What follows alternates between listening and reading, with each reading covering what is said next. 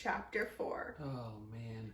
Author's note. I said stop flamming, okay? Ebony's name is Ennaby, not Mary Sue, okay? Draco is so in love with her that he is acting different. They knew each other before, okay? Draco, I shouted. What the fuck do you think you're doing? Draco didn't answer, but he stopped the flying car and he walked out of it. I walked out of it too, curiously. What the fucking hell? I asked angrily. Ebony? He asked. What? I snapped. Draco leaned in extra close and I looked into his gothic red eyes. He was wearing color contacts, which revealed so much depressing sorrow and evilness. And then suddenly I didn't feel mad anymore. And then, suddenly, just as Draco kissed me passionately, Draco climbed on top of me and we started to make out keenly against a tree. He took off my top and I took off his clothes. I even took off my bra. Then he put his thingy into my you-know-what and we did it for the first time. I don't think we should be reading this. This is clearly too personal. This was never meant to be read by the public. Oh! Oh! Oh! I screamed. I was beginning to get an orgasm. We started to kiss everywhere, and my pale body became all warm, and then, what the hell are you doing, you motherfuckers? It was Dumbledore! Wait, so Dumbledore just yelled, "What the hell are you doing, you motherfuckers?" Of course he would. And this is explained. This is explained in the next chapter. Which I guess we are gonna read. Chapter 5. Author's note. Stop flaming! If you flam at men's, you're a prep. Just like... Is it really this prolific, though? That just like most fanfic writers, like they get like a bunch of flaming comments? Posting about flaming like every chapter? That was a thing? No. Okay. No, posting about flaming was something that pretty much only people who wrote very bad fan fiction would add into their stories. Like if they got flamed for real. Yeah. Like for legitimate purposes, because their shit is awful. Yes. And then, okay. And they'd be like, stop with the flaming, etc. Okay, so it gives us like context of just like, even at the time, it's not like this work was ahead of its time and people just didn't fucking get it. It's just like, it was always bad. People always saw it as bad. Well, this did come up at a time when there was a lot of bad fan fiction, and there was actually kind of a bit of a subculture around bad fan fiction. I'm not kidding. Bad fanfic rights? No, there was one that was called like the Daily Sporeful. There was the Babbling Chronicles, and they would find bad fan fiction, get the absolute best quotes from it, and then post that as like kind of a humorous, and by best like quotes, you mean like worst atrocities? Exactly. Yeah. Yes. Because of this like sort of subculture that sprung up around bad fan fiction, there were a lot of like. There were people who would find bad fan fiction just to send flames to it.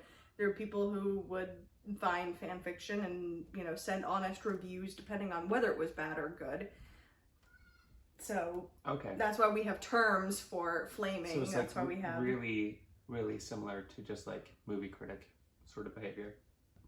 Yeah, but instead of like talking to big movie studios or just talking to the general public about how much they like or dislike something, they're actually more talking to the author themselves. To be like, wow, I really love your fanfic, or wow, I really freaking hate your fanfic, what are you on, etc. Drugs. Well, yes, they Just smoke a some suitcase of drugs. Cigarettes and drugs. Chapter 5. Author's note. Stop flaming! If you flam at men's, you're a prep or a poser. The only reason Dumbledore swore is because he had a headache, okay? And on top of that, he was mad at them for having sex. P.S. I'm not updating. The headache was the more important thing. No, he would have just sworn at them if they weren't having sex. But, Obviously. P.S. I'm not updating until I get 5 good revoys. That's going to be difficult because no one knows what the fuck that is. Good job. Dumbledore made and Draco and I follow him. He kept shouting at us angrily. "You ludicrous fools," he shouted. I started to cry tears of blood down my pallid face. What? I mean, is she a vampire or is she the Mother Mary? Because, like, it's really indistinct. Draco comforted me. When we went back to the castle... What's this thingy in her you-know-what? Yeah. Okay. When we went back to the castle, Dumbledore took us to Professor Snape and Professor McGonagall, who were both looking very angry. "They were having sexual intercourse in the Forbidden Forest," he yelled in a furious voice. That's what she calls her vagina. Come on, Draco. Draco. That's the best. Draco, enter my forbidden forest. Sorry. How old are they? Oh, they're in school, so that... They're 17, I think. I don't know. Maybe. "Why did you do such a thing, you mediocre dunces?" asked Professor McGonagall. "How dare you?" demanded Professor Snape. And then Draco shrieked, "Because I love her!" Whoa, that came out of nowhere. Everyone was quiet. Dumbledore and Professor McGonagall still looked mad, but Professor Snape said, "Fine, very well, you may go up to your rooms." Draco and I went upstairs while the teachers glared at us. "Are you okay, Ebony?" Draco asked me gently. "Yeah, I guess," I lied. I went to the girls' dorm and brushed my teeth and my hair and changed into a low-cut black floor-length dress with red lace all around it and black high heels.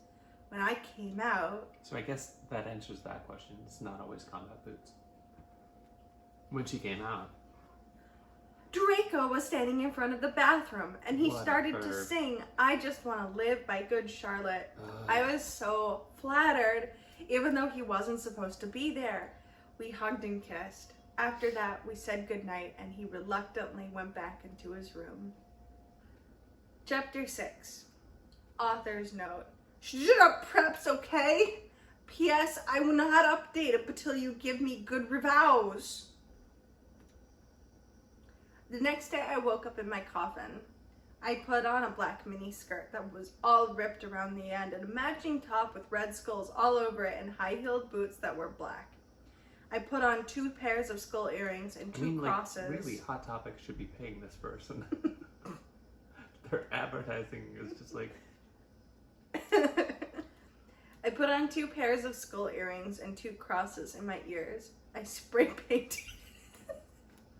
Wait, what? I spray painted my hair purple. No. I spray painted my hair With purple. Oh, Lord. In the Great Hall, I ate some... No, she fucking didn't. That's it. That's the last fucking straw. Are you serious? Like, how much goth content can we put in this story? What did she eat? What did she eat, Max? In the Great Hall, I ate some Count Chocula cereal Fucking with God blood instead damn. of milk. And a glass of Like, who's red giving her blood. this blood? Is she, like, going into town, or is it just, like, she's got her own supplies? Like, just, you know, the head chef is like, oh, by the way, here's some blood for you. This is fine. Out of school for magic. Yes. Which apparently takes vampires. I mean, there's ghosts there. The fact that she's a vampire is not, like, the most ridiculous thing about this story. Suddenly, someone bumped into me. All the blood spilled over my top. Bastard! I shouted angrily. I regretted saying it when I looked up because I was looking into the pale white face of a gothic boy with spiky black hair with red streaks in it. He was wearing so much eyeliner that I was going down his face. Wait, what? He was wearing so much eyeliner that what? He was wearing so much eyeliner that I was going down his face, and he was wearing... Wait, she was going down his face? Yes, and he was wearing black lipstick. And going down your face, Max. He didn't have glasses anymore, and now he was wearing red contact lenses, Fuck just off. like Draco's, and there was no scar on his forehead anymore.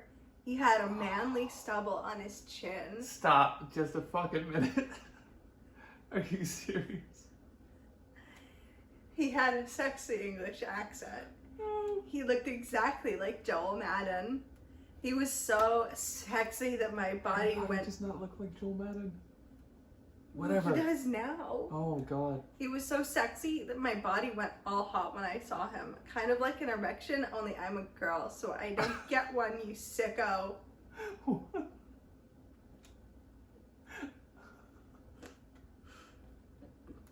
Why would that be the way that, like, if it was, I'm seriously doubting that it's actually a girl who's writing this now. Were it not for the fashion. I think it's just someone from Hot Topic.